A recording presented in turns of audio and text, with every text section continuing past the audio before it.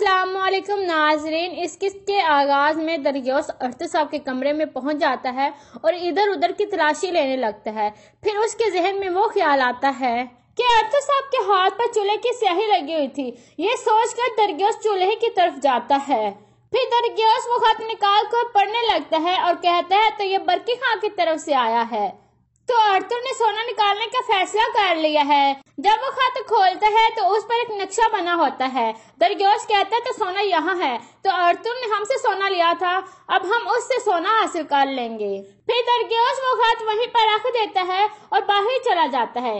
इसके बाद रात का वक्त हो जाता है और काई कबीले का मंजर दिखाया जाता है। हेमा खातून पूछती है क्या तुम्हारी तबीयत ठीक है गुंदोज बेटा? गुंदोज कहता है दादी मेरा जख्म बढ़ जाएगा, लेकिन मेरा दिल का जख्म तब बढ़ेगा जब मैं अपने भाई सुलेमान का बदला लूंगा। ये सुनकर हेमा खातून कहते हैं इंशाल्लाह बेटा। इतने में अर्तुर सब वहाँ पहुँच जाते हैं। सब उन्हें खुशामदीद कहते हैं। फिर अर्तुर सबको बताते हैं ये खत भाई गुलदारों की तरफ से आए हैं। अब वो आजाद हैं और एक अहम मिशन पर गए हैं। सब अल्लाह का शुक्र अदा करते हैं। फिर अर्तुर साहब एक खत सलजान खातून की तरफ बढ़ाते हैं और कहते हैं ये आपके लिए सलजान खातून। फिर सलजान खातून वो खत ले लेती है। अर्तुर साहब कहते हैं मेरा भाई चाहता है कि हम सुलेमान का इंतकाम लें। मैंने उस कुत्ते अलीजक को पकड़ लिया है। सलजान खातून पूछते हैं और अरबास्ती का क्या बना हजूर? अर्तुर साहब कहते हैं अब उसी कुत्ते को तलाश करने का वक्त आ चुका है। उसकी किस्मत अलीजक के अल्फाज पर है।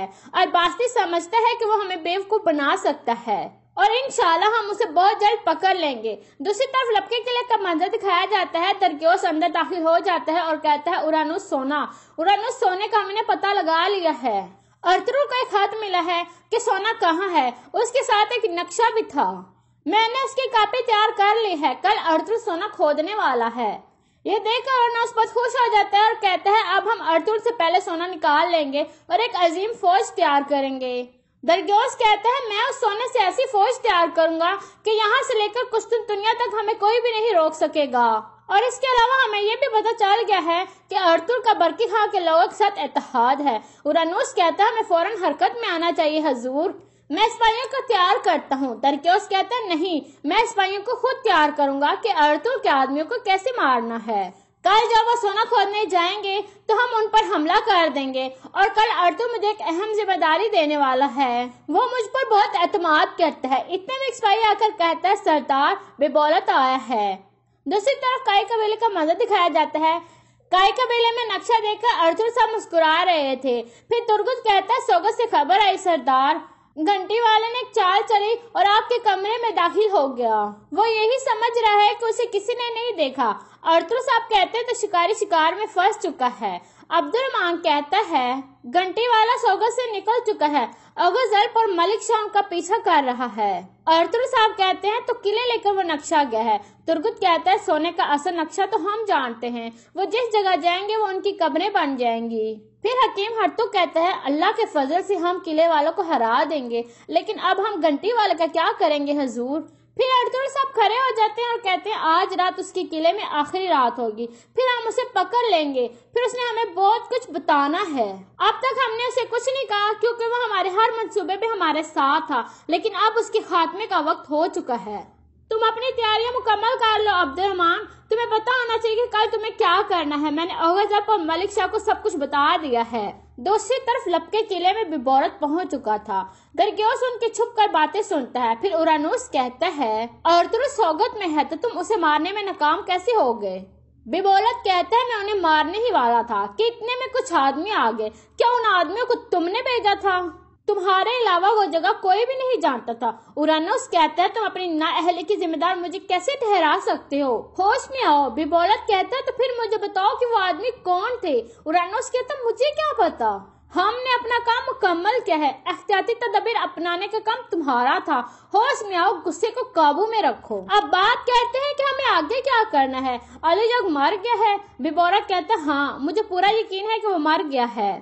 बिबौलत कहते हैं अब सिर्फ एक ही मसला है और वो है अर्तुर और दरगोस। उरानुस पूछता है तुम दरगोस से क्या चाहते हो? बिबौलत कहता है मैं दरगोस से अकेले में मिलना चाहता हूँ, वरना मैं ये मुआहदा तोड़ दूंगा और मेरा गुस्सा तुम लोगों पर बरसेगा। उरानुस कहता है तो ठीक है, मैं तुम्हारी बात दरगोस तक पहुंचा दूंगा। امید کرتے ہیں کہ وہ آپ کو مایوس نہیں کریں گے۔ یہ سن کر بیبورت جانے لگتا ہے تو اورانوس کہتا ہے ایک چیز ہمیں پریشان کرتی ہے اور وہ ہے الباستی۔ بیبورت مڑ کر کہتا ہے تم الباستی کے بارے میں کیوں پوچھ رہے ہو؟ اورانوس کہتا ہے ہم نے سنا ہے کہ الباستی یہاں ہے اور میرے خیال سے تم اسے اچھی طرح سے جانتے ہو کیونکہ وہ بھی منگولوں کے ساتھ کام کرتا ہے اور تم بھی۔ کمانڈر درگیوس اس عظیم انسان سے خود ملنا چاہتا ہے۔ اگر تم اس انسان کو لے آؤ گے تو ہم سب مل کر ایک ہی میز پر بات کریں گے اور کمانڈر درگیوس بھی وہاں ہوگا۔ پھر کمانڈر درگیوس تمہیں ایک اہم معلومات دیں گے جس سے ارطغرل کا خاتمہ ہو جائے گا۔ یہ سن کر بیبورت مسکراتا ہے اور کہتا ہے میں الباستی کو نہیں جانتا۔ ہو سکتا ہے کہ علی جگ کے ساتھ وہ بھی مارا گیا ہو۔ میں نے سنا ہے کہ وہ اپنا چہرہ کسی کو نہیں دکھاتا۔ اورانوس کہتا ہے تو تم نے کمانڈر درگیوس سے ملنے کا موقع کھو دیا ہے۔ بیبورت کہتا ہے اب مجھے اپنے قبیلے جانا چاہیے۔ یہ کہہ کر بیبورت جانے لگتا ہے تو اورانوس کہتا ہے ہماری پیشکش کے بارے میں سوچنا کیونکہ اگر الباستی ہمارے ساتھ ہو گیا تو ہم اور بھی مضبوط ہو جائیں گے۔ بیبورت کوئی جواب نہیں دیتا اور وہاں سے چلا جاتا ہے۔ دوسری طرف بیبورت باہر آ کر بہادر کو بتاتا ہے مجھے ان کے ایک ہی بھی الفاظ پر یقین نہیں ہے، یا تو حملہ ان لوگوں نے کروایا ہے یا تو وہ آدمی ان کے تھے۔ بہادر کہتا ہے یہ ایسا کیوں کریں گے؟ بیبورت کہتا ہے یہ نہ تو ارطغرل کو بچانے گئے تھے اور نہ ہی علی جگ کو۔ پیچھے ایک انسان بچتا ہے وہ گھنٹی والا۔ اب سے ہم اس پر نظر رکھیں گے اور اسے پکڑ لیں گے اور اس سے معلومات اکٹھی کریں گے۔ یہ کہہ کر وہ آگے بڑھ جاتے ہیں۔ اندر اورانوس کہہ رہا تھا وہ جھوٹ بول رہا ہے، وہ یقیناً الباستی کو جانتا ہے۔ درگیوس کہتا ہے یقیناً وہ جانتا ہوگا، ہو سکتا ہے الباستی اور بیبورت ملے ہوں، ہم پتہ لگائیں گے کہ وہ ہماری پیٹھ پیچھے کیا کر رہے ہیں۔ دوسری طرف عمر قبیلے میں ایبلگی خاتون سے مینگو پوچھتے ہیں کیا کچھ غلط ہوا ہے؟ ایبلگی خاتون کہتے ہیں یہاں کچھ بھی ٹھیک نہیں ہے، ہر چیز غلط ہے مینگو، میں کیا کروں؟ مینگو کہتی ہے آپ کو ارطغرل صاحب کے پاس جا کر دوبارہ بات کرنی چاہیے، شادی والی بات سب بھول گئے ہیں۔ ایبلگی خاتون کہتی ہے تم ٹھیک کہہ رہی ہو مینگو، میں آخری مرتبہ ارطغرل صاحب کے پاس جاؤں گی اور ان سے شادی کے بارے میں بات کروں گی، اگر ان کا انکار ہوا تو میں اپنا دل سخت کر لوں گی۔ اتنے میں سرما خاتون اندر داخل ہوتی ہے تو مینگو باہر چلی جاتی ہے۔ ایبلگی خاتون کہتی ہے تم بالکل ٹھیک وقت پر آئی ہو سرما، میں تمہارے پاس ہی آنے والی تھی۔ سرما خاتون کہتی کیا ہوا ہے باجی، کیا سب ٹھیک ہے؟ ایبلگی خاتون کہتی ہے پچھلے کچھ دنوں سے ہمارا بھائی کچھ عجیب سا دکھائی دے رہا ہے، مجھے لگتا ہے کہ وہ کچھ غلط کر رہا ہے۔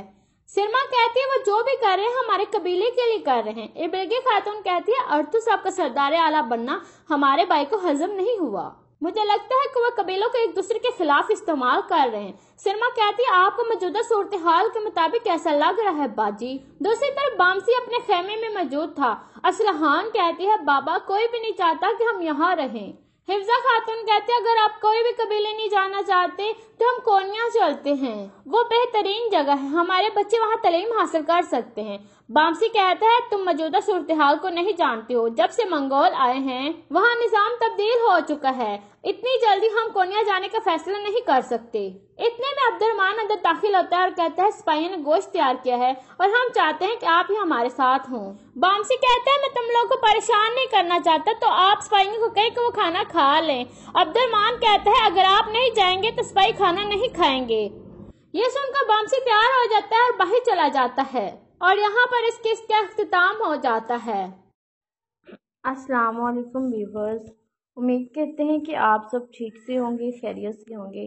جیسے کہ آپ سب جانتے ہیں کہ ہم ایک ناول پڑھ رہے ہیں، یعنی کہ ایک ڈرامہ پڑھ رہے تھے، آپ کو میں اس کے بارے میں سب کچھ بتاتی تھی۔ تو آج اس ڈرامے کا ہم نے اینڈ کر دینا ہے کیونکہ آج وہ ختم ہو جائے گا۔ ٹوٹل اس کی قسطیں 28 تھی، 29 تھی، تو ہم 21 قسط تک آ چکے تھے جیسا کہ آپ لوگ جانتے ہیں۔ 21 قسط ہم نے پڑھ لی تھی، آج ہم نے 22 قسط کرنی ہے اور ہم نے 29 تک ہم نے یہ مکمل کر دینی۔ ہمارا آج کی جو ہمارا ناول ہے جانے نہ تو کی قسط نمبر 22 ہے اور یہ آج ختم ہو جائے گی۔ چلے ہم دیر نہیں کرتے اور جلدی سے سن لیتے ہیں۔ آ رہا ہوں، قسط نمبر 22 کے شروع میں آ رہا ہوں۔ زرق اسے تسلی دے کر نفی میں سر ہلاتا گاڑی کی چابی لے کر نکل کر کھڑا ہوا۔ ڈرائیور کو کال کر کے مال کا نام پوچھا، گاڑی میں بیٹھتے ہی اسے بھگا لے گیا۔ آخر خنسا پریشانی میں مبتلا تھی اور وہ زرق کیا جو خنسا کو پریشان دیکھ لے۔ ہاں جی، کیا مسئلہ ہے جو حل نہیں ہو رہا؟ زرق کی آواز سنتے ہی وہ اچھل کر مڑی۔ شکر ہے آپ آ گئے۔ خنسا کے چہرے پر ایسے دیکھتے ہی وہ اطمینان ابھرا۔ وہ مرجان اور زرق دونوں کو جھونکا گیا۔ دونوں نے ایک دوسرے کی جانب دیکھ کر تیزی نظریں سے ٹالی۔ زرق کو اپنے تاثرات چھپانے میں مہارت تھی، لہٰذا وہ تیزی سے اسے ریلیکس کی جانب مڑا جہاں فارم پارٹی ویئر ڈریس لگے تھے۔ لالا، یہ ڈریس اچھا نہیں کیا۔ مرجان ایک ڈریس تھامے منتظر نگاہوں سے زرق کی جانب دیکھ رہی تھی۔ ڈیپ ریڈ بھرے ہوئے کام والا ڈریس بے حد خوبصورت تھا، مگر رات کے حساب سے وہ بہت اوور لگ رہا تھا۔ ہم یہ بھی لے لیتے ہیں، مگر گیٹ ٹوگیدر کے لیے یہ زیادہ بہتر رہے گا۔ زرق نے رسان سے مرجان کی چوائس کو بھی رد نہیں کیا اور ایک خوبصورت سا گرے اور سلور ہلکے سے کام والا ڈریس پسند کر کے خنسا کی بھی مشکل آسان کر دی۔ لیکن خنسا کو زرق کی چوائس پر تو مسئلہ نہیں تھا، مگر وہ دوسرا ڈریس لینے پر ضرور مسئلہ تھا۔ وہ کہنا چاہتی تھی کہ آخر اس کی ضرورت ہی کیا ہے، مگر زرق اسے خاموش کروا کر دونوں ڈریس کی پیمنٹ کر رہا تھا۔ وہاں سے نکل کر وہ ایک جویلری شاپ پر گیا۔ خوبصورت سا پرلز کا ایک نہایت نفیس سیٹ لے کر وہاں سے نکلے۔ مرجان نے بھی اپنی اور بچوں کی کچھ شاپنگ کی تھی، کچھ کھا بھی لیں گے اب؟ زرق نے ان دونوں کی جانب مڑ کر پوچھا تو زرق کے پیچھے باتیں کرتی آ رہی تھی۔ ہائے ضرور، یہ لالی نے تو آج بھوکے پیاسے مجھے پھرا پھرا کر حشر کر دیا، خنسا نے بے چاری سی آواز میں کہا۔ دن رات انہیں یاد کون کر رہا تھا؟ زرق نے خنسا کو وہ دہائیاں یاد کروائیں جو مرجان کے آنے سے پہلے وہ ان کی یاد میں دیتی تھی۔ بس ڈیسائیڈ ہو گیا ہے، اب میں لالی کے ساتھ شاپنگ نہیں کروں گی۔ خنسا نے مسکراہٹ دبا کر مرجان کی طرف دیکھا جو ٹیڑھی نظروں سے اسے دیکھ رہی تھی۔ بس میں کل ہی واپسی کی ٹکٹ کرواتی ہوں، وہ منہ پھلا کر بولی۔ ہاں اچھا لالی، ایک بات ہے، آپ نے دیکھا زرق نے مجھے کتنا اسٹائلش سوٹ لے کر دیا ہے، اور تو اس کا کیا مطلب ہے؟ لڑکا اب ایک لڑکی کے قابل ہو گیا ہے۔ ہم کب زرق کی شادی کریں گے؟ خنسا کی بات پر مرجان کو لگا اس کا وجود لفظوں کی زرد میں آ گیا۔ فضول بات نہیں کرو، مرجان نے اسے جھڑکا۔ اس نے ناسمجھی سے مرجان کا رویہ دیکھا۔ بہنیں تو بھائی کی شادی کے ذکر پر خوش ہوتی ہیں، مگر مرجان۔ خنسا الجھ سی رہ گئی۔ اب تو شکر ہے کہ اس کی آواز آہستہ سے زرق تک پہنچ نہیں پائی۔ ہفتے کی رات زرق کے گھر کے لان میں ایسا محسوس ہو رہا تھا جیسے بے شمار ستارے چمک رہے ہیں۔ باربی کیو کا انتظار کیا جا رہا تھا اور بھی بہت سا کھانے پینے کا سامان تھا۔ ہاسپٹل کا نہ صرف اسٹاف جمع تھا بلکہ ان کے گھر والے بھی موجود تھے۔ ایک یہی دن تو سب کو ملتا تھا جس میں وہ جی بھر کر نہ صرف اپنی تھکاوٹ اتارتے بلکہ تمام پریشانیوں بروں کا خوب انجوائے کرتے تھے۔ زرق بھی اس دن سخت گیر باس کی بجائے خوش اخلاق میزبان بن جاتا تھا۔ خنسا نے وہی ڈریس پہن رکھا تھا جو زرق نے اس کے لیے خریدا تھا، سلور کام والے پرپل اور براؤن سے ہلکے میک اپ اور عہد کھلے بالوں میں بے حد خوبصورت لگ رہی تھی۔ ہر آنکھ اسے سراہ رہی تھی، اور ایسا ہی کچھ حال سائم کی والدہ کا بھی تھا۔ ان کی نظریں خنسا سے ہٹ نہیں رہی تھیں۔ سائم کی روزانہ کی گفتگو میں شامل اس کے نام نے انہیں چونکایا تھا۔ وہ گھر میں خنسا کی بے حد تعریف کرتا تھا، مگر بے حد عام انداز میں، مگر ماؤں کو یہ انداز بھی خاص لگتا ہے۔ بہت پیاری ہے آپ کی یہ کزن سائم، اکثر اس کی ذہانت کے قصے سناتا تھا۔ سائم کی والدہ اس وقت مرجان کے ساتھ کھڑی محبت باش نظروں سے تھوڑا فاصلے پر کھڑی خنسا کو دیکھ کر بولی۔ ان کا دیکھنے کا انداز مرجان کو چونکایا گیا۔ جی بہت پیاری ہے، اور وہ کچھ پریشان لہجے میں بس اتنا بولی۔ مرجان نے جذب سے ہو کر انہیں دیکھا۔ اب اس کے لیے اس حقیقت کو چھپانا ناگزیر ہو گیا تھا۔ نہ جانے زرق کس دنیا میں بیٹھا تھا۔ خنسا جتنی خوبصورت اور جوانی کی جس دہلیز پر کھڑی تھی، وہاں اس سے کہیں زیادہ رشتے آنے کی توقع تھی، تو وہ بے وقوفی کر رہا تھا، مگر مرجان یہ بے وقوفی ہرگز نہیں کرنا چاہتی تھی۔ ایک لمبی سانس لے کر اس نے خود کو آنے والی ہر طرح کے طوفان کے لیے تیار کیا۔ نہیں آنٹی، اصل میں خنسا کا بہت عرصہ پہلے زرق لالا کے ساتھ نکاح ہو گیا تھا، یہ ان کی منقوجہ ہے۔ مرجان کی بات پر وہ کچھ دیر کے لیے مایوسی اور صدمے کی बाइस खामोश हो गई। अच्छा, साइम ने कभी बताया नहीं?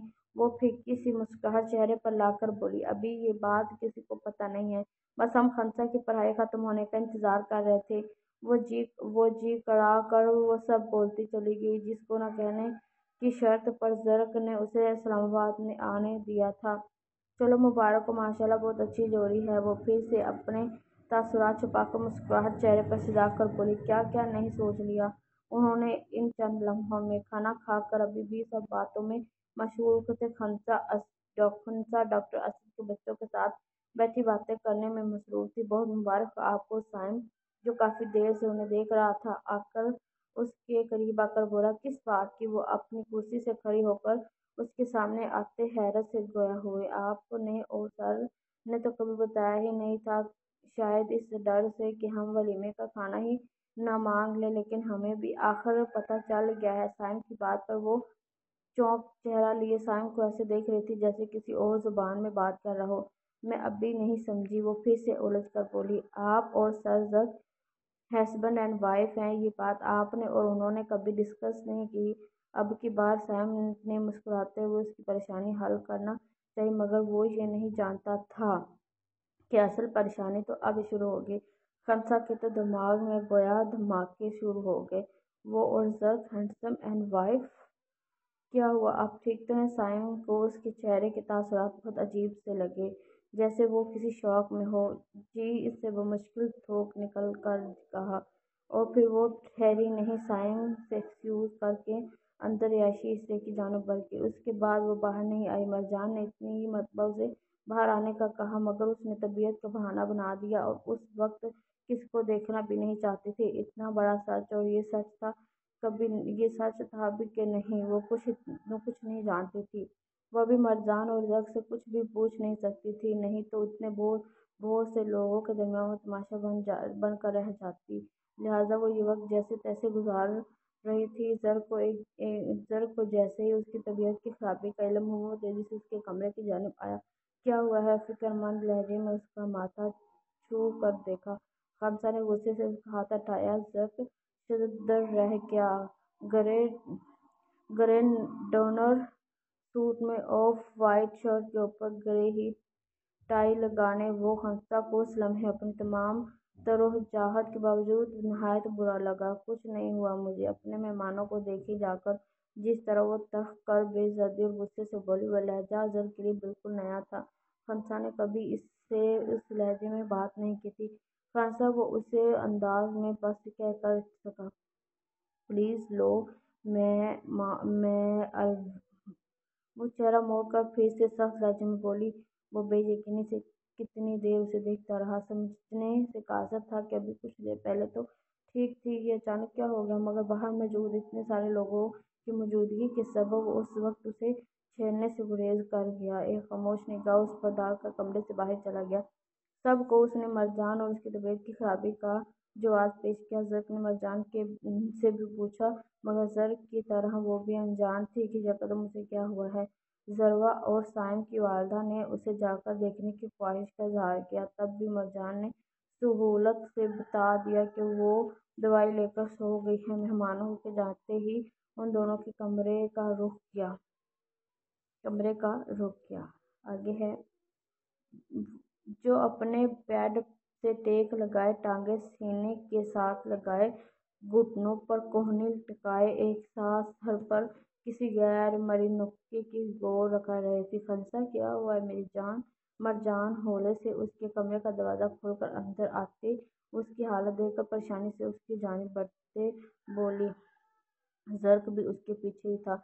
मरजान के बच्चे मेहमानों के जाने से पहले ही सो चुके थे। साइम ने मुझे किस बात की मुबारकबादी दी है? वो मेरे और जर्क के वलीमे के बारे में क्यों बात कर रहा था? माजी में ऐसा क्या हुआ है जिससे मैं अभी भी अनजान हूँ? प्लीज मुझसे मजीद कुछ मत छुपाएं, मैं पागल हो जाऊंगी सोच सोच के। वो दोनों हाथों में मरजान के हाथ थामे रूहानी लहजे में बोली। इतनी थोड़ी सी देर में भी उसे लगा था कि सोच सोच कर उसका दिमाग शल हो जाएगा, मगर ऐसा कोई लम्हा भी तो याद नहीं आ रहा जब, हाँ, मगर यकदम उसके जहन में मरजान के उन अल्फाज चमकाके की सूरत में आए, तुम लाले की दुल्हन हो अब। मरजान खंसा के अल्फाज सुनकर ज़र्क ने किसी कदर बेयकीनी से बहन को देखा। ये सब कब और कैसे हुआ? साइम को कैसे पता चला? और उसने खमसा को क्या कहा?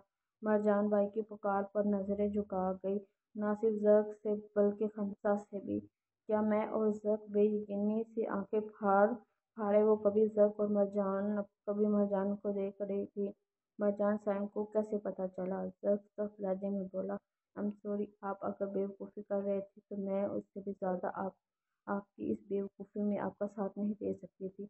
मैं जानती हूँ कि मैंने अपना वादा तोड़ा है, लेकिन जब अहद किसी अच्छे मकसद के लिए तोड़ा जाए तो उसकी कोई गुनाह नहीं होती। आज साइम की मदर ने खंसा के लिए हाथ फैलाए थे, कल कोई और उम्मीदवार हो जाता। आप तो जिस मर्जी के साथ मेरी फूलों जैसी बहन को दे देते, मगर उसे आपसे बेहतर कोई और फूलों की तरह नहीं रख सकता है। मरजान ने आखिर दिल कराकर ज़र्क की जानिब देखकर वो सब कह दिया जिसके लिए वो तैयार भी नहीं थी। जम के खंसा तो सख्ते किसी कैफियत में थी। Shut up.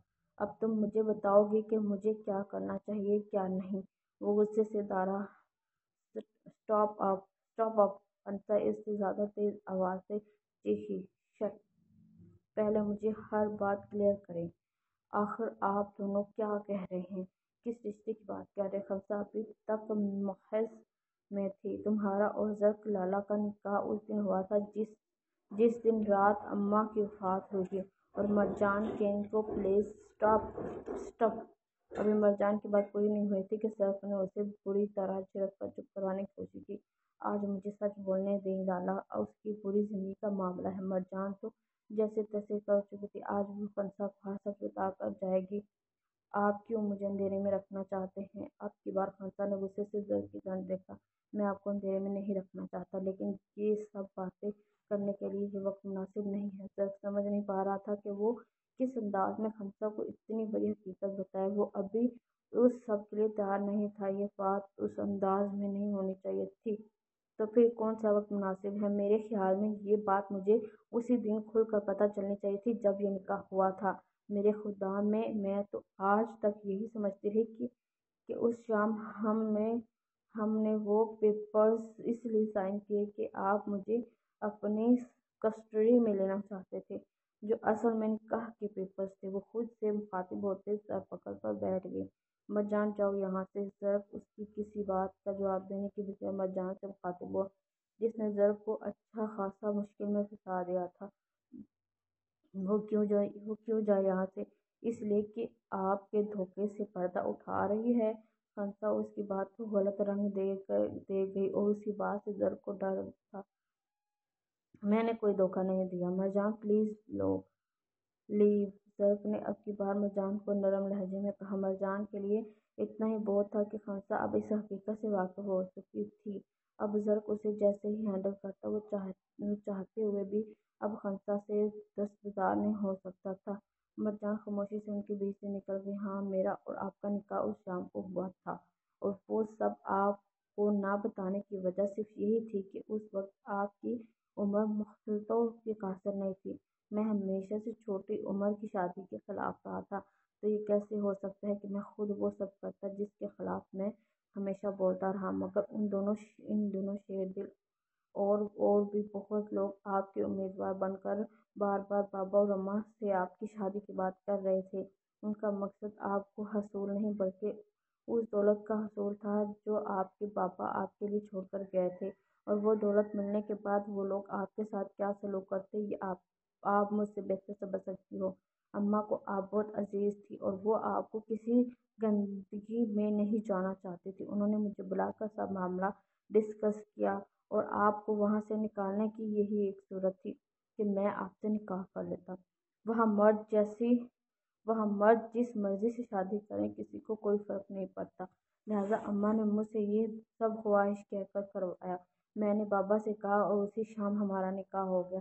मैं नहीं जानना चाहता था कि अम्मा को किस चीज़ की जल्दी थी, मगर शायद उन्हें मौत की चाप सुनाई दे गई थी। मैंने सबको जमा कर दिया था कि अभी आपको उस निकाह से मुतालिक किसी किस्म की कोई बात ना बताई जाए। और फिर यही हुआ कि मैं आपको यहाँ लेकर आना चाहता था ताकि आप अपनी मर्जी से पढ़ो और रहो। मगर अम्मा کی اسی رات ڈیتھ کی وجہ سے میں جس قدر ذہنی ابتری کا شکار ہوا تھا کہ نکاح تک کی بات بھول کر شہر آ گیا اور پھر انہی دنوں۔ اوکے، اب ہم آگے چلتے ہیں۔ تو آگے انہوں نے کہا ہے،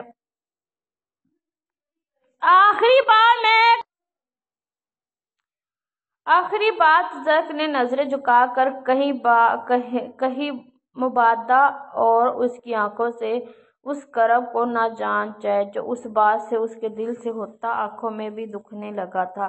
خنسا تو ابھی اس سچ کو ہضم نہیں کر پائی تھی کہ زرق نے اسے اتنے بڑے امتحان میں ڈال دیا تھا۔ ٹھیک ہے، آگے اب کس نمبر آگے ہے 24۔ اسے لگا کہ اس کا دماغ سن ہو گیا ہے۔ زرق کے لیے وہ رشتہ اتنا ہی بوجھ والا تھا کہ وہ اس کے کھیلتے ہی اسے ختم کرنے کے در پر ہو گیا۔ ہاں، آخر یہ صرف خالہ کی خواہش تھی۔ ان کی خواہش تو یقیناً ذروہ ہوگی۔ ایک درد سا دل میں اٹھا۔ مجھے ابھی اس سچ کو تو ختم کر لینے دیں۔ آپ کو لگتا ہے کہ سب پہلے سے طے کیے بیٹھے تھے، مگر مجھے ابھی کچھ بھی طے کرنے کے لیے تھوڑا سا وقت چاہیے۔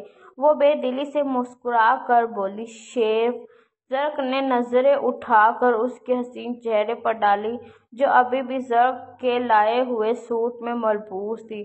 کاش وہ آج اسے بتا سکتا کہ اس کے لیے وہ اور یہ رشتہ اب کیا معنی رکھتے ہیں۔ کاش وہ اسے یہ بتا سکتا کہ ہر گزرتا لمحہ اسے اپنے عہد سے بغاوت کرنے پر زور دیتا ہے۔ کاش وہ اسے یہ بتا سکتا کہ آج اس کے اس حسین روپ نے زرق کے دل میں کس طرح حشر برپا کیا ہے، مگر زرق اس کے ساتھ اپنا نام تک زبردستی لگانے پر آمادہ نہیں تھا۔ تو پھر اپنے دل کی سن کر اسے زبردستی کیسے اپنی محبت میں مبتلا کر دیتا۔ خاموشی سے اسے گڈ نائٹ کہہ کر اس کے کمرے سے نکل گیا، یہ جانے بغیر کہ کبھی کبھی خاموشی غلط فہمیاں پیدا کر کے رشتوں کو گن لگا دیتی ہیں اور پھر وہ بڑھتی ہی چلی جاتی ہیں، رشتوں کو کھاتی ہی چلی جاتی ہیں، یہاں تک کہ رشتے بربری مٹی کی طرح خاک بن جاتے ہیں۔ اگر یہ بات زرق اس رات سمجھ جاتا تو اپنی محبت کا یقین دلائے بغیر خنسا کے کمرے سے نہ نکلتا۔ خنسا کو اس دن کے بعد سے ایسی چپ لگی کہ جو مرجان کے واپس جانے کے بعد بھی نہ ٹوٹی۔ مرجان مطمئن تھی کہ اس نے حقیقت بتا کر زرق اور خنسا دونوں کے درمیان جدائی آنے سے روک دی ہے، مگر وہ یہ نہیں جانتی تھی کہ کبھی کبھی حقیقتیں آشکار ہونے پر وہ جدائی آگ کے حصے میں لکھی جائے، وہ آ کر ہی رہتی ہے۔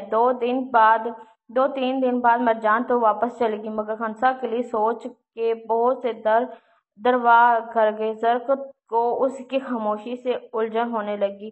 آخر وہ کیا سوچ رہی ہے، کیا چاہتی ہے، کیوں نہیں بتا رہی تھی؟ اس دن بھی اگر زرق کو اندازہ ہوتا کہ اپنی جانب سے خنسا کی زندگی سہل کرنے کے لیے اس نے جو قدم اٹھایا ہے وہ اس کی زندگی کو سہل کرنے کے بجائے طوفان سے دوچار کر دے گا تو وہ کبھی بھی سائم سے وہ سب نہ کہتا۔ جی سر، آپ نے بلایا؟ کچھ ہی دیر پہلے ہی زرق نے سائم کو اپنے آفس میں بلایا تھا۔ ہاں یار بیٹھو، وہ سنجیدہ صورت کے لیے اپنے سامنے رکھی کرسی پر بیٹھنے کا کہہ کر خود جیسے الفاظ ترتیب دینے کا۔ آپ میرے اور خنسا کے نکاح سے تو واقف ہوں گے، مگر یہ ایک کاغذ کا معاہدہ تھا جو خنسا کو بچانے کے لیے تھا۔ ہم میں میاں بیوی والا کوئی تعلق نہیں ہے۔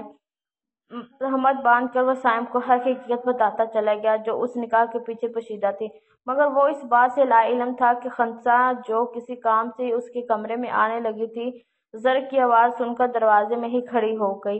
وہ پھر حیران تھی کہ وہ کس کو اپنی اور خنسا کی اتنی پرسنل باتیں بتا رہا ہے، اور اس کے اندر جانے کا ارادہ ترک کر دیا۔ اگر آپ کو اور آپ کے پیرنٹس خنسا کے لیے ویلنگ ہیں تو میں بالکل بھی اعتراض نہیں کروں گا۔ مجھے اس کے لیے ایک اچھا اور ایسا انسان چاہیے تھا جس کی اس نے ذہنی مباحثت ہو، اور میرے خیال میں آپ اسے اور آپ کو بحیثیت دوست پسند کرتے ہیں۔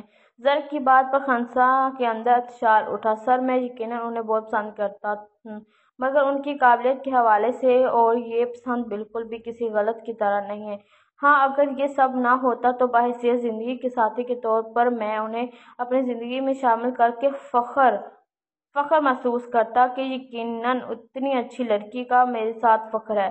दूसरी बात सर, अगर आप बुरा ना माने तो आपने जो कदम उनकी ज़िंदगी बचाने के लिए उठाया वह बेहद काबिल हसीन है, और ये सब जानने के बाद आपकी इज्जत तो मेरी नज़र में और बढ़ गई है। मगर मैं ज़रूर कहना चाहूँगा कि खंसा के लिए बेस्ट ऑप्शन आपके अलावा और कोई नहीं है। आप उसे और अब वो आपको जिस कदर सूट करते हैं, आपको शायद उसका अंदाज़ा नहीं है। उम्रों की कमी और ज़्यादती वहाँ असर नहीं करती जहाँ इस कदर ज़हनी मज़ाहमत हो।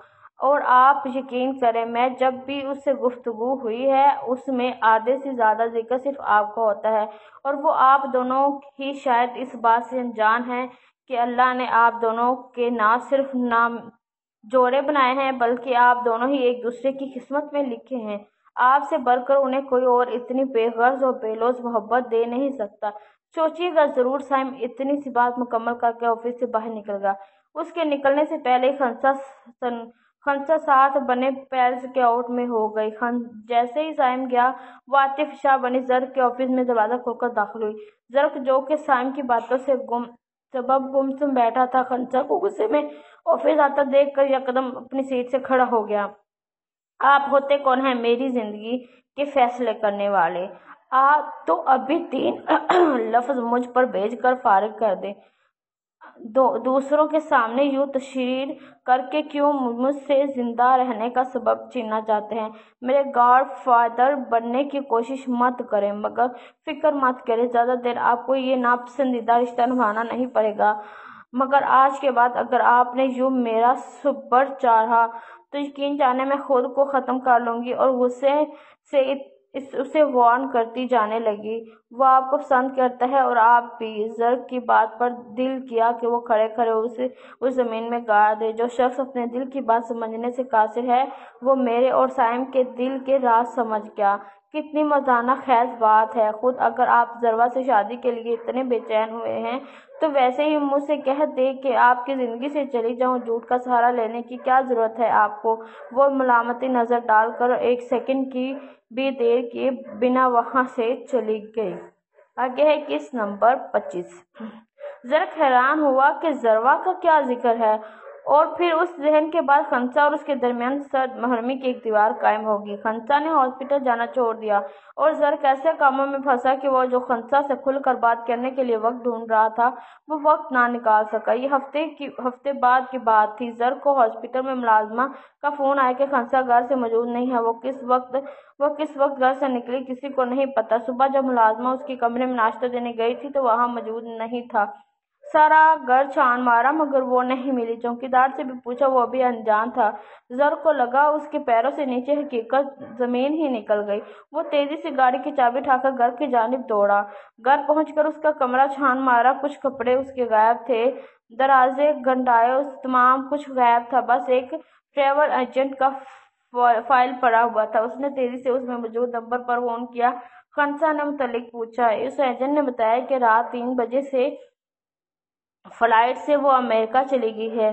जर्क को जहां उसकी खैरियत जानने पर इत्मीनान हुआ वहीं तकलीफ का एहसास दो चंद हो गया। वो कुछ भी जाने और क्लियर किए बिना कैसे जा सकती है? 2 माह बाद अभी थोड़ी देर पहले ही वो हॉस्पिटल से वापस आई थी। पिछले कुछ दिनों से उसे ऐसा महसूस हो रहा था जैसे उसे कोई फॉलो कर रहा है, मगर जैसे वो मुड़कर इधर उधर देखती थी कोई चेहरा नजर नहीं आता था जिसको वो जानती थी। ये भी शुक्र था कि उसका फ्लैट हॉस्पिटल से ज़्यादा दूर नहीं था। वॉक करके वो आराम से चली जाती थी। अभी वो बेड पर लेटी आंखें मूंदे ये सब सोचने में मशगूल थी कि उसके फ़ोन पर एक मैसेज बज पड़ा। यूं ही लेटे उसने एक हाथ में से बेड के टटोले हुए अंदाज में मोबाइल पकड़ा। आंखें खोल कर ऑन किया तो अनजान नंबर से मैसेज आया हुआ था। सिर्फ चंद लाइन थी। Every time you are living I keep finding reasons to make you may on. ये ना सेंडर का नाम था और न ही कुछ और कहा था। फिर भी न जाने क्यों आखिरी लाइन उसका दिल धड़का गई। 1 बजे चेहरा आंखों पर पर्दे पर लहराया। उसने सख्ती से सुन। वो अभी भी उसके वो अल्फाज नहीं बुला सकती थी। 2 माह पहले जो कुछ जर्क ने उससे कहा था उसका दिल किया था कि वो एक मरतबा उससे जरूर पूछे कि अगर यही सब करना था तो उस जिंदान से उसे निकालने की जरूरत ही क्या थी? जर्क ने उसे कौन सी उम्र भर की ख्वाहिशें खुशियां दे दी। उसने निकाह वाली हकीकत खुलने के बाद उसे अंदाजा हुआ था कि उसका दिल हर लम्हा ज़र्क को इतना क्यों सोचता था। वो जो ये समझती थी कि ज़र्क उसका आइडियल है, इसीलिए दुनिया में सबसे अच्छा मर्द सिर्फ उसे ही समझती थी, उसका ख्याल गलत था। अल्लाह ने ज़र्क को उसके लिए ज़र्क का चुना था, इसीलिए उसे कोई और मर्द कैसे भा सकता है। ज़र्क की हर पसंद उसके लिए उसकी भी पसंद बनती थी। अल्लाह ने ज़र्क को उसका शरीक हयात बना दिया था, तो वो कैसे उसकी ज़िंदगी से हर चीज़ शरीक ना बनती। मगर उससे पहले कि वो उस सब हकीकत को समझकर ज़र्क को इस नए रिश्ते के हवाले से सोचती, ज़र्क ने उसकी हर खुशी को खाक में मिला दिया था। सैम से उसके मुतालिक बात करके उस दिन उसे ऐसा महसूस हुआ था कि जैसे ज़र्क उससे जल्द अज जल्द जान छुड़ाना चाहता हो। वो यही समझती थी कि ज़रवा के साथ घमंड है। आखिर हर बात में वो उसकी राय, उसके मशवरे और अव्वलियत देता था, और ज़रवा ने भी तो अभी तक शादी नहीं की थी, तो उसका क्या मतलब था। ज़र्क चाहे उसे अब बोझ समझता हो, मगर खंसा अपने नाम से जुड़ा उसका नाम अब किसी तौर पर हटाने के तैयार नहीं थी। एक हफ्ता वो हॉस्पिटल नहीं गई, और इसी दौरान उसने अपने क्लास फेलोज को फ़ोन किए। सिवाय इत्तेफाक उसकी एक फ्रेंड जिस हॉस्पिटल में जॉब कर रही थी, वहाँ वैकेंसी खाली थी। खंसा ने उसे अपना सीवेंस भेजा। वो पहले से ही इतनी मशहूर थी कि हॉस्पिटल वालों ने उसे हाथों हाथ ले लिया, उसका पर इंटरव्यू किया और उसे सिलेक्ट करके उसके वहाँ रहने का इंतज़ाम और टिकट वगैरह करती। उस रात 1 बजे वो जो खामोशी से सिर्फ बैग लिए घर से छुपी दीवार से फलांग गई, अपनी तमाम असनाद लेकर रात 3 बजे वो नम आंखें लिए उस मुल्क को हमेशा के लिए खैराबाद कह कर आई। मगर एक गलती उससे हुई कि उस ट्रैवल एजेंट का फॉलोवर वो वहाँ ही भूल आई। मगर अब अपने गम में उसे ये याद नहीं रहा। यहाँ आकर 2 माह में वो अपनी जॉब पर पोस्ट हो गई। मगर सियासत